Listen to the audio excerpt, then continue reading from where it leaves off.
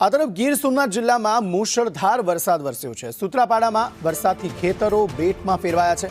કન્હાર વિસ્તારના ખેડૂતો પર મોટી આફત આવી છે। મગફળીનો ઊભો પાક આખો પાણીમાં ગરકાવ થયો છે। મગફળીના પાકમાં ભારે નુકસાનની ભીતિ જોવા મળી રહી છે।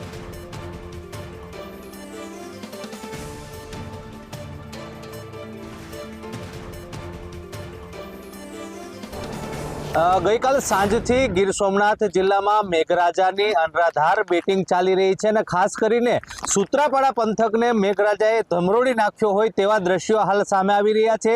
ગઈકાલ સાંજે 6 વાગ્યાથી શરૂ થયેલ ધોધમાર વરસાદના પગલે આખી રાત દરમિયાન 8 ઇંચ જેટલો વરસાદ વરસી ચૂક્યો છે અને ત્યારબાદ આજે સવારે 6 થી 8માં પણ વધુ 1.5 ઇંચ વરસાદ વરસી ચૂક્યો છે। એટલે કે કહી શકાય કે 9 કે 9.5 ઇંચ જેટલો વરસાદ વરસી પડતા સૂત્રાપાડાનો જે કન્હાર વિસ્તાર છે, આ કન્હાર વિસ્તાર જે વાડી વિસ્તાર છે તે બેટમાં ફેરવાયો છે।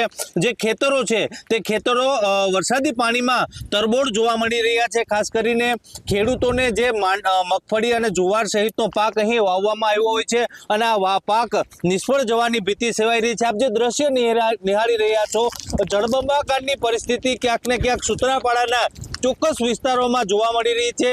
આ સૂત્રાપાડાનો કન્હાર વિસ્તાર તરીકે ઓળખાતો વાડી વિસ્તાર છે અને આ વિસ્તારમાં ગત રાત્રે મેઘરાજાએ ધબધબાટી બોલાવી છે અને અનરાધાર વરસાદના પગલે અહીંના જે ખેતરો છે તે બેટમાં ફેરવાયા છે।